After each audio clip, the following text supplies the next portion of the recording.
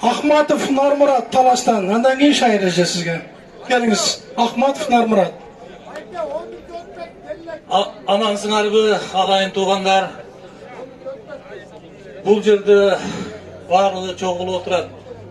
Көкіректері өрттеніп күйгеніне. Мен дағы 30 жылдан берки біздегі егемендікті алғандан берки көйгөйлердің чоғылғаннан келіп отырам бұл жерге. Мен ешбір партияда да тұрбаймын, ешбір ағымда да тұрбаймын. Анткені мен қырғыз елемін. Қырғыз бойынша қалғым келеді. Еш жаққа бөлінгім келмейді. Ағайын туғандардың барлығынан сұрағым келеді.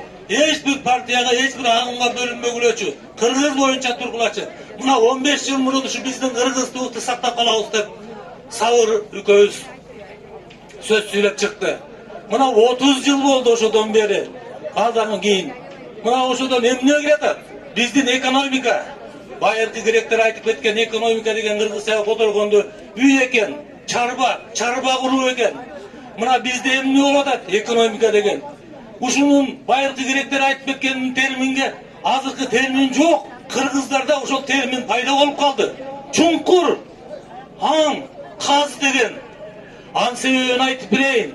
Себеби эмне болуп атат? Өзүбүздүн балдар азыр 6 миллиондон ашып калдык элибиз.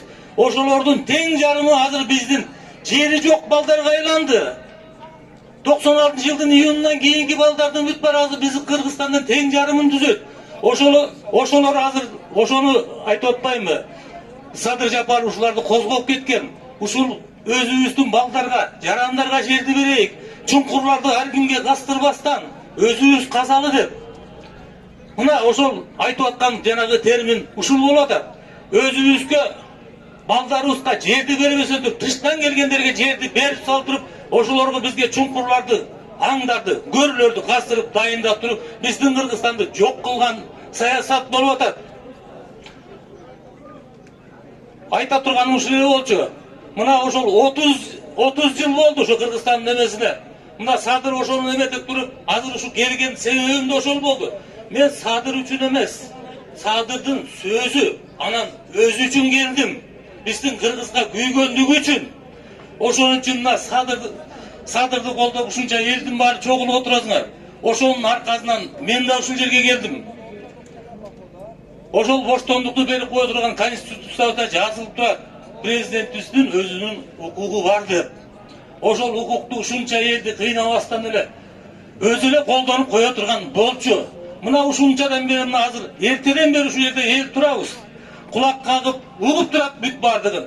Бирок эмне үчүндүр ушул элди, ушу Кыргызстандын элин башкарам десе, эмне үчүн келбейт? Же болбосо ошол жан жөөкөрлөрдөн бирөөлөрүн жибертирип, элге бир сөз айттырбайт. Рахмат, убактым бүтүп атыптыр угуп койгонуңуздарга. Баарыңыздарга рахмат.